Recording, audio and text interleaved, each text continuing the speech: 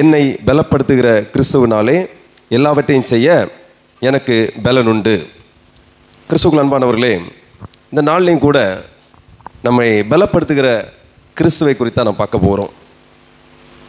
பவுல் எழுதின நிருபமாகிய இந்த பிலிப்பியர் ரொம்ப ஆழமான கருத்துக்களை உடைய ஒரு அதிகாரமாக இருக்கிறது.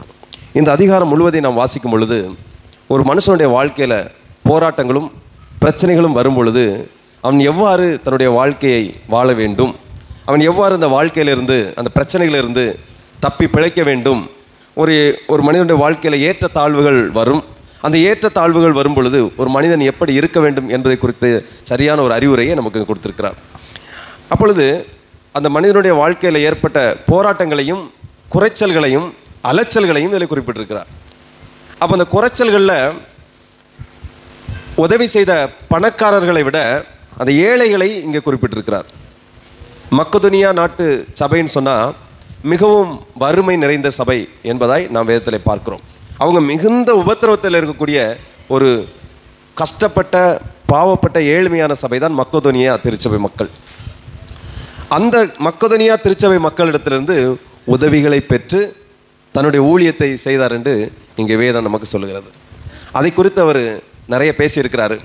நான் அதை மேலோட்டமாக சில காரியங்களை மட்டும் சொல்லுகிறேன். உங்களுக்கு பவுலுடைய இந்த வார்த்தையின் அர்த்தத்தை நீங்கள் புரிந்து கொள்வீர்கள். என்னை பலப்படுத்துகிற கிறிஸ்துவினாலே எல்லாவற்றையும் செய்ய எனக்கு பலன் உண்டு என்று சொல்லக்கூடிய வார்த்தை எவ்வளவு பெரிய அனுபவத்திலிருந்து வந்திருக்கிறது என்பதை அப்பொழுதுதான் புரிந்து கொள்ள முடியும். சின்ன சின்ன உதவிகள் அவருக்கு கிடைத்தது. ஆனால் அவர் சொல்லக்கூடிய வார்த்தை என்ன? என்னை பலப்படுத்துகிற கிறிஸ்துவினாலே எல்லாவற்றையும் செய்ய எனக்கு பலன் உண்டு. சொல்லக்கூடிய நேரத்தில் அவர் எப்படி இருக்கிறார் அப்படின்னா, ஒன்றும் செய்ய முடியாத நிலைமை, எங்கேயும் ட்ராவல் பண்ண முடியாது, ஒரு காசு இல்லை, கப்பல் ஏற பணம் இல்லை, எதுக்குமே ரூபாய் இல்லை, எதுக்குமே வழி இல்லாமல் இருக்கிறார். அவர் அதான் சொல்கிறாரு, என்னை பலப்படுத்துகிற கிறிஸ்துவினாலே என்னால் எல்லாவற்றையும் செய்ய முடியும். நம்முடைய வாழ்க்கையில் ஏற்ற தாழ்வுகள் வரும். அப்போ அந்த நேரத்தில் மனிதனுடைய மனதில் பலவிதமான எண்ணங்கள் உருவாகும். அதே போல் பவுலுக்கு உருவாகி இருக்கிறது. அவர் ஒன்றும் கடவுள் இல்லையே, அவர் மனிதன் தான், நிறைய வரங்கள் உடையவர் தான், ஏராளமான ஏளனங்கள் நிந்தைகள். அன்றைக்கும் அவருடைய குடும்ப உறவினர்கள் நண்பர்களோட சொல்லியிருக்கலாம், நிறைய கப்பல்கள் இருந்தது, நல்ல ஒரு பிஸ்னஸ் மேனாக இருந்தான், அல்லது ஒரு சிறந்த கல்வி அறிவுள்ளவன், ஏன் இந்த மாதிரி முட்டாள்தனமான செயல்களை செய்து கொண்டு ஊழியம்னு சொல்லி போனான்னு தெரியல, இப்படின்னு கொஞ்சம் பேர் சொல்லியிருப்பாங்க. இன்னும் சொல்லுவாங்க, கமாலியல் என்கக்கூடிய மிகப்பெரிய அறிஞரிடத்தில் நல்ல கல்வி கற்ற இந்த பவுல் ஏன் இப்படி அறிவில்லாமல் வேலை வெட்டி இல்லாமல் இப்படிப்பட்ட காரியங்களில் ஈடுபட்டு கொண்டு இருக்கிறான், இப்படி சொல்லியிருப்பாங்க. ஒரு யெகோவா தேவனுடைய நாமத்துக்கு இழுக்கு யார் உண்டாக்குனாலும் சரி, தன்னுடைய படைகளை கூட்டிட்டு போய் அடித்து நொறுக்கக்கூடிய மிகப்பெரிய அதிகாரம் கவர்மெண்ட்டிலிருந்து வாங்கியிருந்தார். அந்த கூட்டத்துக்கு தலைவனாக இருந்தான், தன் மதத்தை காப்பாற்றுவதற்கு. இன்றைக்கி நிறைய மதங்கள் இருக்கிறது, மத தலைவர்கள் இருக்கிறாங்க. மதத்தை காப்பாற்றுவதற்கு கடுமையான என்ன செய்கிறாங்க, சண்டையிடுகிறார்கள், போராடுகிறார்கள். மதத்தை காப்பாற்ற மக்களுக்கு பயிற்சி கொடுக்கிறார்கள், மனிதனை காப்பாற்றுவதற்கு பயிற்சி கொடுக்கவில்லை. நம் மதம் பெரிதாக வேண்டும் என்பதாய்தான். மனிதன் வாழ்வியல்ல பெரிதாக வேண்டும், அவன் வாழ்க்கையில் முன்னேறணும், அவனுடைய வாழ்வாதாரம் நல்லா இருக்கணும், அப்படிங்கிறதுலாம் அவங்களுக்கு கவலை இல்லை. அவங்க கவலையில் என்னென்னா என்ன வருது, மதம். நம்முடைய மதம் என்ன செய்யணும், பெரிதாகணும். இந்த மதத்துக்காக என்ன வேணும்னாலும் செய்யலாம். மதவெறி பிடித்தவர்களைப் போல நிறைய பேர் மதத்துக்காக அடிச்சுக்கிறாங்க. என்னதான் வரங்கள் நிறைஞ்சாலும் மனுஷனுக்கு எவ்வளோ பாடுகள் வந்திருக்கு, அது மத்தியில் பவுல் எப்படியெல்லாம் வாழ்ந்தார் அப்படிங்கிறத இது ஒரு பெரிய ஹிஸ்ட்ரியாட்டு பார்க்க முடியும். அதில் குறிப்பாக இந்த பிலிப்பியருக்கு எழுதின நிருபத்தில் பிலிப்பியர் மக்களுக்கு தன்னுடைய அனுபவத்தையும் அந்த மக்களை தேற்றதை நம்ம இதில் பார்க்க முடியும். வாசிங்க 11. என் குறைச்சலினால் நான் இப்படி சொல்லுகிறதில்லை, ஏனெனில் நான் எந்த நிலைமையில் இருந்தாலும் மன ரம்மியமாய் இருக்க கற்றுக்கொண்டேன். தாழ்ந்திருக்கவும் எனக்கு தெரியும், வாழ்ந்திருக்கவும் எனக்கு தெரியும். எவ்விடத்திலும் எல்லாவற்றிலும் திருப்தியாய் இருக்கவும் பட்டினியாய் இருக்கவும் பரிபூரணம் அடையவும் குறைவுபடவும் போதிக்கப்பட்டேன். என்னை பலப்படுத்துகிற கிறிஸ்துவினாலே எல்லாவற்றையும் செய்ய எனக்கு பலன் உண்டு. ஆமென், அல்லேலூயா. அப்போ என்னுடைய குறைச்சலினால் நான் இப்படி சொல்லுகிறதில்லை. வசனத்தை கவனிக்கணும். என்னுடைய குறைச்சல்னா எனக்கு இப்போ கஷ்டம் இருக்குது, கடன் இருக்குது, குறைவு இருக்குது, அதனால் நான் இப்படி சொல்லலை. நான் அதனால் உங்கள்கிட்ட வந்து புலம்பலை. அவன் பாயிண்ட்டை நீங்கள் நோட் பண்ணணும். உங்களுக்கு புரியுதா? உங்களுக்கு எனக்கு குறைச்சல் இருக்கியா, எனக்கு நிறைய தேவைகள் இருக்குது, நான் எப்படி வாழ்ந்தவன் தெரியுமா சொல்லாமல் சொல்லி உங்கள்கிட்ட காட்டுறதுக்கு அவர் வரல. அவர் என்ன சொல்ல வர ஒவ்வொரு விஷயமும் உங்களை அடுத்தவர்களை தேற்றுவதாக தான் அவருடைய வசனம் இருக்கும். அதுதான் பவுலுடைய பயங்கரமான ஒரு ஹைலைட்டு போதனையாக இருக்கும். தன்னை குறித்து அவர் சில விஷயங்களை சொல்கிறாருன்னா தன்னை மேன்மை பாராட்ட நான் சொல்லலைன்னு சொல்கிறார். நான் அதை சொல்லும்போது உங்களுக்கு புரியும். இல்லைன்னா என்ன நினைப்பீங்க, இவனுக்கு என்னப்பா பேண்ட் சட்டை போட்டிருக்க, இவனுக்கு ஒரு பிரச்சனை இல்லை, மேலேருந்து வந்தவன் இவனுக்கு ஒரு பிரச்சனை, அதனால் இப்போ ஈஸியாக சொல்லிடுறான். அவன் என்ன சொல்ல, அப்படி இல்லைப்பா, நானும் பட்டினியாக இருந்தால் உன்ட்ட பேசுகிறேன், நானும் கஷ்டப்பட்டு தான் உன்ட்ட பேசுகிறேன், என் சூழ்நிலை என்னன்னு நீங்கள் புரிஞ்சுக்கிட்டு எனக்கு உதவி செய்யணுங்கிறதுக்காக நான் கத்தலை, அந்த வலி அறிந்து நான் சொல்லுகிறேன்னு சொல்கிறார். இப்போ உங்களுக்கு புரியும் இல்லையா? அப்போ நான் இப்படி குறைச்சலினால் இப்படி சொல்லுகிறதில்லை, ஏனெனில் நான் எந்த நிலைமையில் இருந்தாலும் மன ரம்யமாக இருக்க கற்றுக்கொண்டேன். மன ரம்யம்னா என்ன? அமைதியாக இருக்க நான் கற்றுக்கொண்டேன். மனதில் அமைதி, அதுக்கு அர்த்தம் இந்த மனசு அமைதி இல்லாமல் இருக்கிறதில்ல, மன அமைதி. அப்படி நான் கற்றிருக்கிறேன். எங்கே கற்றாரு? யார்கிட்ட கற்றிருப்பாரு? யார்கிட்ட?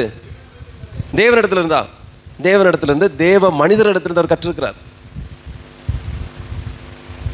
ஏனென்றால் நீங்கள் அப்போஸ்தலர் நடவடிக்கைகளை வாசிக்கும் பொழுது தமஸ்குவுக்கு போகிற வழியில் கிறிஸ்தவர்களுக்கு எதிராக கிறிஸ்தவர்களை அடித்து நொறுக்குவதற்கு போகிற வழியில் ஆண்டவர் பவுலை தொடுகிறார். சவுலாக இருந்தவனை பவுலா மாற்றார். ரவுடியாக இருந்தவர், சொல்ல போனால் அடிதடி பிரச்சனையில் இருந்தவர் அந்த மனுஷனை. ஆனால் கெட்டவன் கிடையாது பவுல், அதை புரிஞ்சுக்கணும். அவருடைய பிரமாணத்தில் வைராக்கியமாக இருந்தார், பழைய ஏற்பாட்டில் அவர் வைராக்கியமாக இருந்தார். நியாய பிரமாணத்தை கற்றறிந்ததினால் அவர் சாதாரண விஷயங்களை ஏற்றுக்கொள்ளவில்லை, இயேசு கிறிஸ்துவை ஏற்றுக்கொள்ளவில்லை. யூத மார்க்கத்தின்படி அல்லது நியாய பிரமாணத்தின்படி இயேசு கிறிஸ்து தாவீதில் வம்சத்தில் பிறப்பார் என்பதை கற்று அறிந்திருந்தார். ஆனால் துல்லியமாக மாட்டுத்தொழுவில் தான் பிறப்பார் என்பதை பைபிளில் சொல்லலை. தாவீதின் வம்சத்தில் பிறப்பார்னு சொன்னதுனால எல்லாரும் அரண்மனையை தான் பார்த்துட்டு இருந்தாங்க. அரண்மனையில் தான் கிறிஸ்து பிறப்பார், அந்த கிறிஸ்துவை ஏற்றுக்கொள்ள யூதர்கள் ரெடியாக இருந்தாங்க. மாட்டுத் தொழுவில் பிறந்த கிறிஸ்துவை ஒருத்தரும் ஏற்றுக்கொள்ளவில்லை. இதுதான் இப்போ பிரச்சனை. தாவீது ராஜா, அவருடைய வம்சத்தில் பிறக்கக்கூடிய குழந்தை தான் இயேசு கிறிஸ்து, அப்படி வருவான்னு சொல்லி ஏசாயா தீர்க்கதரிசி மூலமாக உரைக்கப்பட்டது நிறைவேற காத்திருந்தார்கள். ஆனால் நிறைவேறினது ஆனால் இவர்கள் எதிர்பார்த்தது போல, இவர்கள் கற்றது போல அல்ல. அங்கே சொல்லப்பட்டபடி நசரேயனான இயேசு கிறிஸ்து நாசரேத்தின் ஊரில் பிறந்தார். ஆனால் தாவீதின் அரண்மனையில் பிறக்கலை. இவ்வளோதான் வித்தியாசம். இப்போ நான் நினச்சே நடக்கலை, அவங்க விஞ்ஞானிகளுடைய யோசனைப்படி நடக்கலை, ஆனால் கர்த்தருடைய வார்த்தையின்படி எல்லாம் நிறைவேறியது. ஆகவே அந்த விஷயத்தில் அவர்கள் வெறிகொண்டு அதில் உறுதியாக இருந்தாங்க. கர்த்தருடைய வார்த்தையில் எல்லாம் உறுதியாக இருந்தாங்க. கிறிஸ்துவை இந்த விதத்தில் பார்க்க அவங்க விரும்பலை. ஆகவே இது பொய், கிறிஸ்து பிறப்பார் என்பதை இவர்கள் பொய்யாய் பிறப்ப ஒரு குழந்தையை கொண்டு வந்து நம்மளை ஏமாற்றுகிறார்கள் என்பதைத்தான் இவன் மனதிலே புரிந்து வைத்திருந்தான். ஆகவே தான் கிறிஸ்தவர்கள் சொன்னாலே அவருக்கு பிடிக்காது, உடனே அடிப்பதற்கு போகிறார். சவுல் தமஸ்குவில் பட்டணத்துக்கு போய் அங்கே கிறிஸ்தவர்கள் எல்லாம் கூடி ஆராதிக்கிறார்கள் என்பதை அறிந்து கொண்டு அவர்களை அடித்து நொறுக்குவதற்காக கிளம்பி போகும்போது போகிற வழியிலே கர்த்தர் அவரை தொடுகிறார், சவுலை தொடுகிறார். சவுலே, நீ துன்பப்படுத்துகிற கிறிஸ்து நானே என்று வானத்திலிருந்து ஒரு சத்தம் அவர் கேட்கிறது. ஆண்டவரே, நீர் யார் என்பதாய் கேட்கிறார் கீழே விழுந்து கொண்டு. நீ துன்பப்படுத்துகிற கிறிஸ்து நானே. எத்தனையோ பேர் இந்த உலகத்தில் கிறிஸ்துவை துன்பப்படுத்துகிறாங்க. எல்லாரிடமும் ஆண்டவர் பேசுறதில்லை, ஆனால் பெரும்பாலானவரை ஆண்டவர் தெரிந்தெடுக்கிறார். இப்படித்தான். அப்புறம் சொல்றாரு, சில இன்ஸ்ட்ரக்ஷன் கொடுக்குறாரு, நீ எழும்பி. உடனே இவர் சொல்றாரு, அப்படி என்றால் நான் என்ன செய்ய வேண்டும் ஆண்டவரேன்னு கேட்குறாரு. நீ இன்ன ஆளை பாரு, அவன் உனக்கு வழிகாட்டுவான், அதன்படி செய்யும் சொல்லி வரலாறு சொல்லுது. அவர் குறிப்பிட்ட ஒரு ஊழியர் போய் பார்க்குறாரு. அவரிடத்துல 3-4 ஆண்டுகள் தங்கி இருந்து வேதத்தை கற்றுக்கொண்டார் என்று இங்கே வரலாறு சொல்லுகிறது. அவர் தொட்ட உடனே ஊழியத்துக்கு வரல, அங்கே ஒரு ஊழிய பயிற்சி எடுக்கிறார்.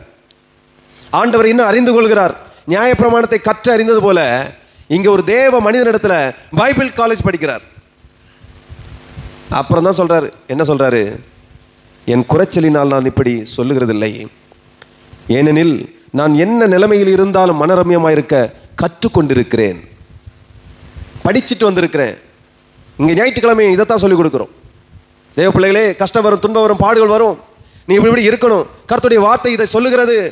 தேவ மனிதர்கள் இப்படி தான் கடந்து வந்தார்கள். இதை நீ கற்றுக்கொள்ள வேண்டும். இதற்கு நீ பணம் செலவழிக்காதே.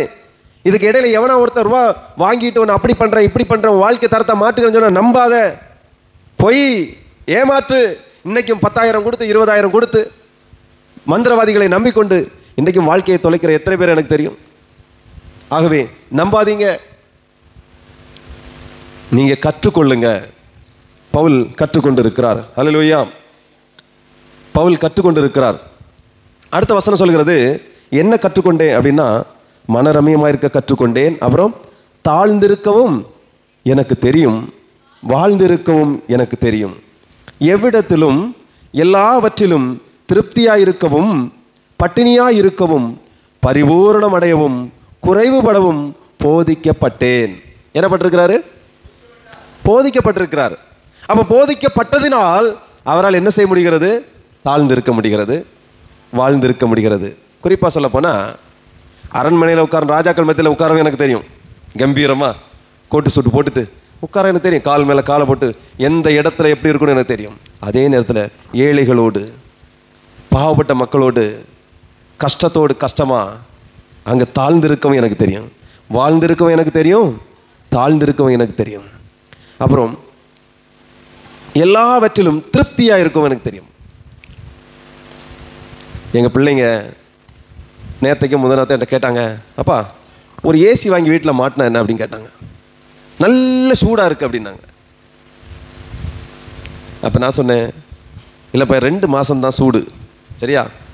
2 மாதத்துக்காண்டி ரூபா 40,000 நம்ம செலவழித்தோன்னா இப்போ செலவழிக்கிறதுக்கான ரூபா இல்லை ஒன்று. இன்னொன்று, 2 மாதம் நீ அட்ஜஸ்ட் பண்ணேன்னா இந்த 24 12 மாதமும் 10 மாதமும் நீ என்ன பண்ணலாம்? பலமுள்ள ஆளாக இருக்கலாம் அப்படின்னு. ஏன்னா இந்த 2 மாதத்தில் குளிரில் கிடந்தேன்னா அப்புறம் இந்த ஏசியிலே பழகிட்டேன்னா அப்புறம் என்ன நடக்கும்? மயிலாப்பூரில் தங்க மனசு இருக்குமா? சும்மாவே வர முடிய மாட்டேங்குது. இங்கே நார்மல் நாளே புரட்டி எடுக்கும் பப்படம் போல ஆகிதான் போவோம். இதில் ஏசியிலே படுத்தா எனக்கு தெரிஞ்ச நிறைய ஊழியர்கள் கஷ்டப்படுறாங்க. குடும்பமாக அவங்க ஒரு நிலையிலேருந்து ஊழியத்துக்கு அழைக்கப்பட்டிருப்பாங்க, அப்படியே வந்தாங்க. அவங்க வீட்டில் ஏசி, எந்த ரூம் பார்த்தாலும் ஏசியாக இருக்கும், அப்படியே வாழ்ந்துட்டாங்க. இவங்க சில இடத்துக்கு ஊழியத்துக்கு அழைக்கப்படுவாங்க. அங்கே தான் ஒரே சட்டியில் போட்டு வரட்டின மாதிரி எதையாவது ஒரு இடத்துல ஒன்று படுக்க வச்சுருவாங்க. ஏன்னா அவங்களுக்கு தெரியாது, அவங்களுக்கு ரேஞ்சுக்கு அவங்க ஒரு நல்ல இடத்த படுக்க வைப்பாங்க. அங்கே ஏசி இருக்காது, இவங்களுக்கு தூக்கமே வராது. தூக்கம் வராமல் பாடுபட்டு அந்த குழந்தைகள்லாம் ரொம்ப கஷ்டப்படும். ஏன்னா எப்படி பழகினவங்க?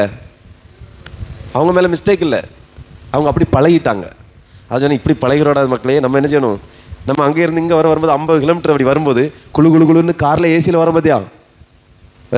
அதுலேருந்து வெளியே இறங்கணும், நமக்கு எவ்வளோ எரிச்சல் ஆகுது பார்த்தியா? சா, இவ்வளோ நேரம் எப்படி இருந்துச்சு? குழு குழு குழுன்னு இருந்துச்சு. இப்போ வெளியே இறங்கணுன்னே எரிச்சலாக இருக்குது. வாழ்க்கை எப்பவும் இப்படி இருக்காது, குழு குழு குழுன்னு இருக்காது. வெளியே இறங்கி தான் ஆகணும். அப்போ நம்ம அப்படி இருக்க பழகிக்கணும், இப்படி இருக்க பழகிக்கணும். அப்போ என்ன பண்ணலாம்? எங்கே போனாலும் நம்மளால் இருக்க முடியும் அப்படிங்கிற உடல்நிலையும் மனநிலையும் ஒத்து போயிடும். இது உடல் ஒத்து வந்தால் மனம் ஒத்து வராது, மனம் ஒத்து வந்தால் உடல் ஒத்து வராது. நமக்குள்ளே ஒரு போர் நடக்கும். அப்புறம் ஏசி இருந்தால் தான் தூங்குவேன் பாம்பறது, மெத்தை இருந்தால் தான் படுக்க வரும்பா. நேற்று எதில் படுத்தாங்க? ரஜினிகாந்த் பாட்டு மாதிரி தான், கட்டாந்த ரயில் துண்டை வீரித்து தோப்பில் படுப்பாங்க பார்த்தீங்களா? அவ்வளோ அழகாக தூக்கம் வரும். உண்மையிலே அந்த வரிகள்லாம் அந்த ஆள் அனுபவிச்சு எழுதியிருப்பான். யார் எழுதுன்னு தெரியல, கண்ணதாசனா வைரமுத்தம். நேற்றுக்குன்னு படுத்துக்கிறது உருண்டு கிடக்கான பாட்டு. அவன் அங்கே இல்லை, நீங்கள் மண்ணில் படுக்க வச்சாலும் படுப்பாங்க பிள்ளைங்க. அவன் தூக்கம் வந்தால் அப்போ எங்கே வேணால் படுத்துவோம். ஒரு வாட்டி எங்கள் வீட்டு அண்டாவில் படுத்துங்கிட்டான். அண்டா மூடி இருந்து மேலே அப்படி உட்காந்துருந்தா அப்படி படுத்துங்கிட்டான். ஆளை காணாமல் பார்த்தா அண்டாவில் படுத்து கிடக்கும், தண்ணி அண்டாவில். அப்படி அவனுக்கு ஏசி தான் வேணும். அவனுடைய ஐடியா ஏசி இருந்தால் நல்லா இருக்கும்லான்ட்டு செருப்பை வாங்கி கொடுத்து பைப்பில் செருப்பை போட்டு நடனா வீட்டுக்குள்ளே செருப்பை போடுவான், வெளியே ஃபுல்லாக செருப்பு இல்லாமல் நடக்கான்.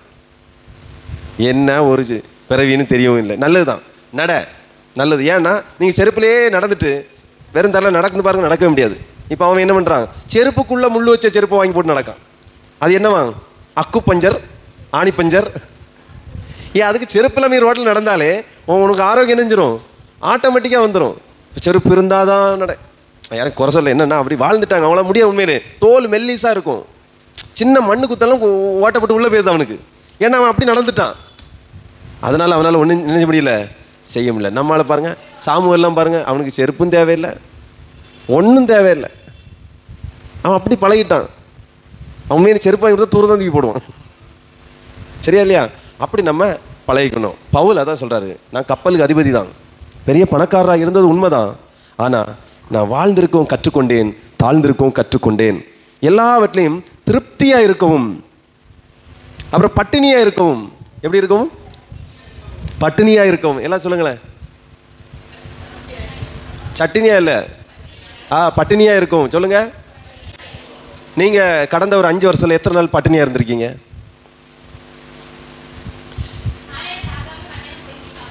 அது உங்களுக்கு சோம்பேறினால அந்த பட்டினா கேட்கல. வீட்டில் அரிசி இருந்து, பருப்பு இருந்து, சோறு இருந்து, எல்லாம் சாதனம் இருந்தும் பொங்கி இதுங்க சீரியலை பார்த்துட்டு படுத்து தூங்கிட்டு கிடந்துட்டு எலும்பு மனம் இல்லாமல் கிடக்குது. அதுக்கு ஒரு பட்டினி இல்லை, சோம்பேறித்தனம். அதை நான் கேட்கல. உங்களுக்கு உண்ணுவதற்கு வழி இல்லாமல் பட்டினியாக எத்தனை நாள் கிடந்தீங்க? சாப்பிட வழி இல்லாமல், காசு இல்லாமல் பட்டினியாக எத்தனை பேர் கிடந்தீங்க? பார்த்தீங்களா? ஒரு 6 மாதத்தில், கடந்த ஒரு 6 மாதத்தில் எனக்கு சாப்பிட்றதுக்கே வழி இல்லை, காசே இல்லை, உணவே இங்கே இல்லை. சோம்பேறித்தனத்தில் வீட்டில் இருந்து சொல்லணும், முயற்சி எடுக்காமல் இல்லை, பட்டினியாக இருந்தேன், எந்த உதவியும் யார்ட்டையும் கேட்க முடியாமல் பட்டினியாக இருந்தேன். அப்படிப்பட்ட அனுபவம் எனக்கு இருக்குது. அப்படி சொல்கிறவங்க மட்டும் கை தூக்குங்க. பஞ்சவர்ணம், அப்புறம் பின்னால் இசை மலர். நிஜமாவா? கொரோனா நேரத்தில் பட்டியாக இருந்திருக்கீங்க. கொரோனா டைமில் எத்தனை நாள்?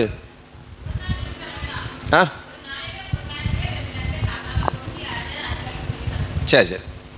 பட்னி இருந்துக்கலாம் ஒரு நாள் ஃபுல்லாக. ஒரு நேரமா? ரொம்ப நாள் கிடந்தீங்களா? ஒரு நாள் 2 நாள்? சும்மா சொல்லுங்கள். அடிக்கடி பண்ணி இருந்திருக்கீங்க, யார்ட்டையும் கேட்க மனது இல்லாமல். நீங்கள் ஒரு நாள் இருந்திருக்கீங்க வழி இல்லாமல். நீங்கள் என்னத்தையும் வாங்கி சாப்பிட்டா பட்னியாக கிடந்திருக்காங்கன்னு சொல்கிறாங்க, நீங்கள் வேறு. ஆமாம், சரி கவனிங்க. இப்போ விஷயம் என்னத்துக்கு நான் சொல்ல வந்தேன்னா, அந்த பட்டினி இருந்தவங்களுக்கு அதோடைய இது, அந்த பட்டினியை பற்றி தெரியும். அதைத்தான் பவுல் சொல்கிறாரு. பவுல் எப்படிப்பட்ட ஆள்னா, நான் என்ன சொல்ல வரேன் புரியலையா?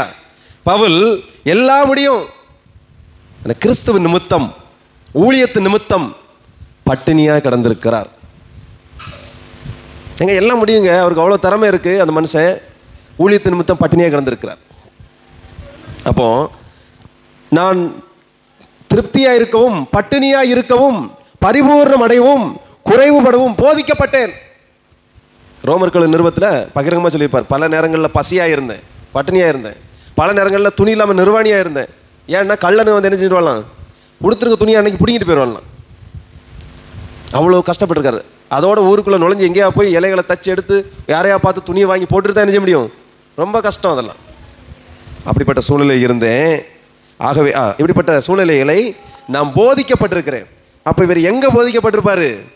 எங்கே போதிக்கப்பட்டிருப்பாரு? எங்கே போதிக்கப்பட்டிருப்பாரு? கிறிஸ்துவின் இடத்துல. ஒன்று, கடவுள் இடத்துல போதிக்கப்பட்டிருக்காரு. 2வது, ஊழியர் இடத்துல போதிக்கப்பட்டிருக்கிறாரு. 3வது, தன் சொந்த அனுபவத்தில், அனுபவம் என்னும் ஆசாரி இடத்துல அவர் போதிக்கப்பட்டிருக்கிறார். அதைத்தான் சொல்ல வர்றார். அப்படிப்பட்ட பவுல் நான் உங்கள்கிட்ட சொல்ல வருகிறேன்னா, என்னை பலப்படுத்துகிற கிறிஸ்துவனாலே எல்லாவற்றையும் செய்ய எனக்கு பலன் இருக்கு அப்படின்ட்டு. அப்போ எல்லாம் வச்சுட்டு நான் இருக்குன்னு சொல்லலை, எல்லாத்தையும் விட்டுட்டு சொல்கிறேன், என்னை பலப்படுத்துகிற கிறிஸ்துவனாலே எல்லாவற்றையும் செய்ய எனக்கு பலன் உண்டு. சொல்ல முடியுமா? சொன்னார் இவர். வாசிக்கலாம் ஒரு வசனத்தை கூட. ஏசாயா 41வது அதிகாரம் 10வது வசனம். ஏசாயா 41:10.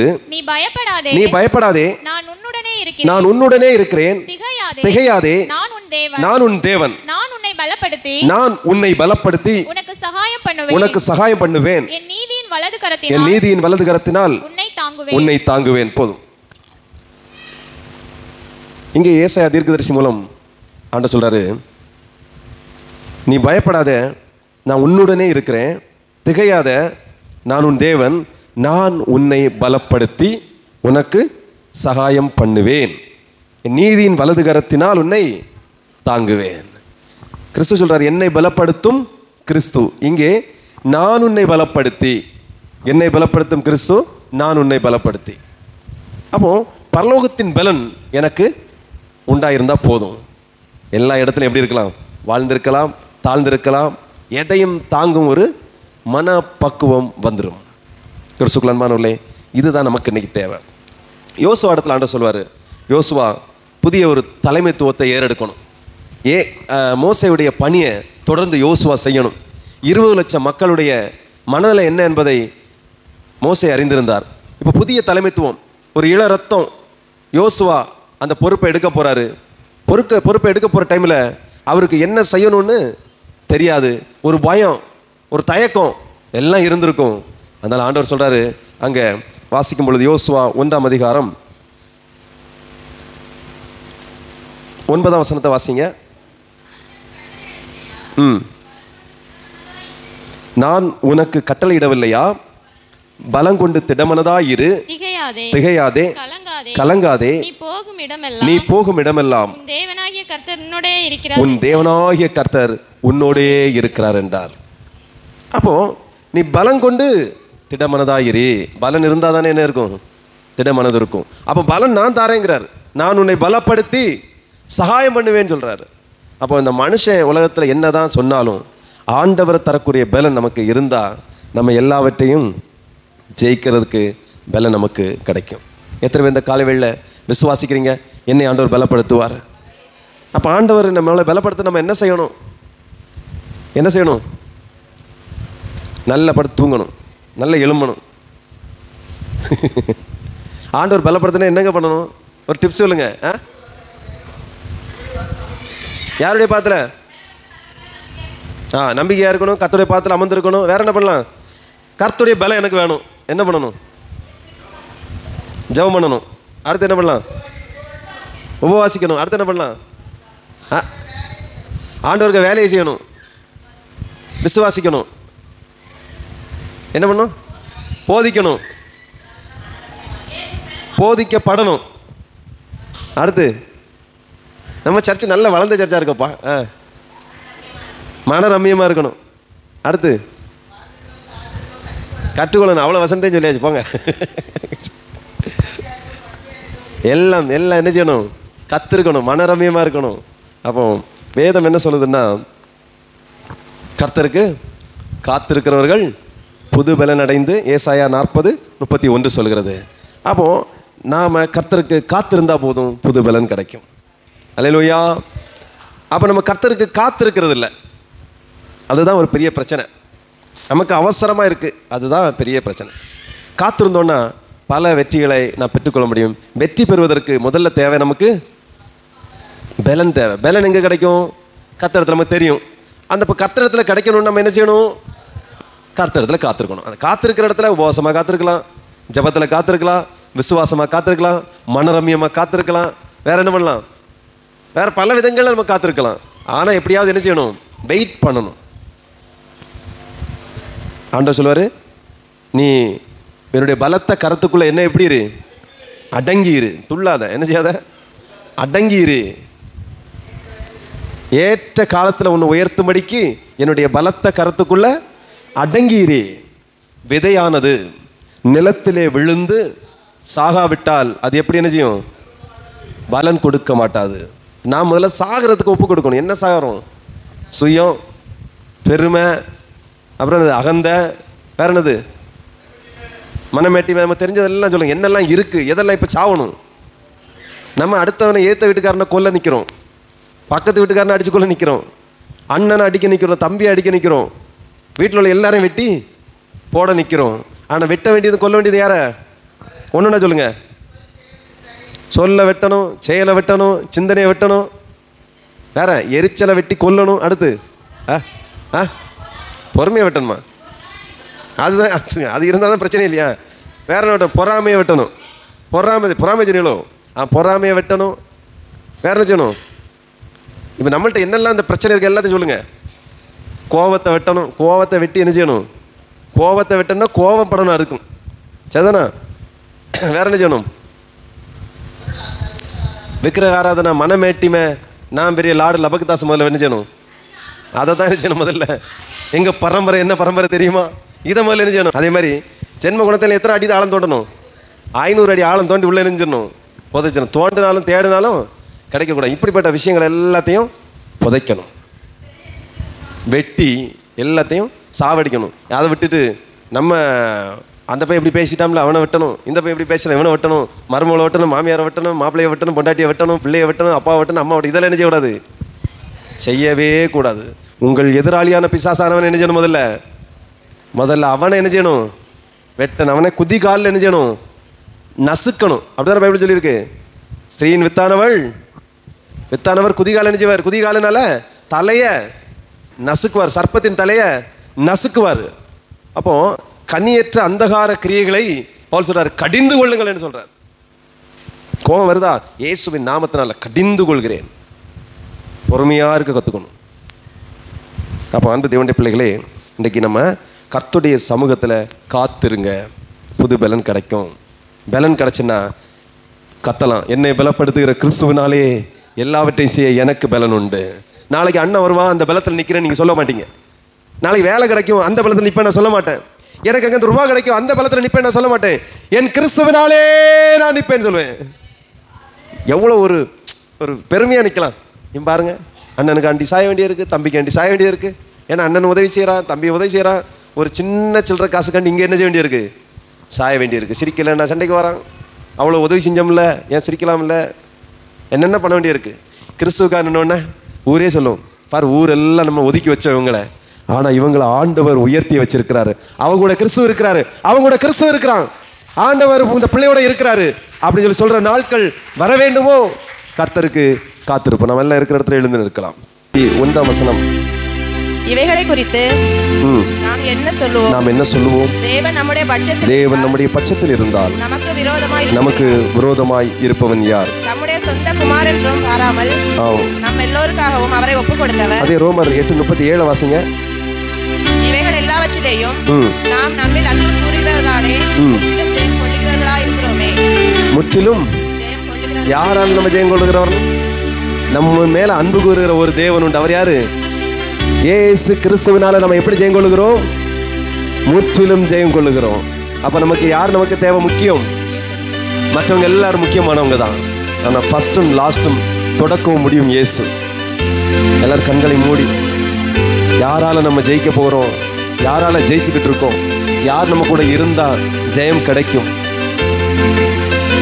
அந்த ஜெய கிறிஸ்து நமக்கு வேணும். என்னை பலப்படுத்துகிற கிறிஸ்துவினாலே எல்லாவற்றையும் செய்ய எனக்கு பலன் உண்டு. கண்களை மூடு.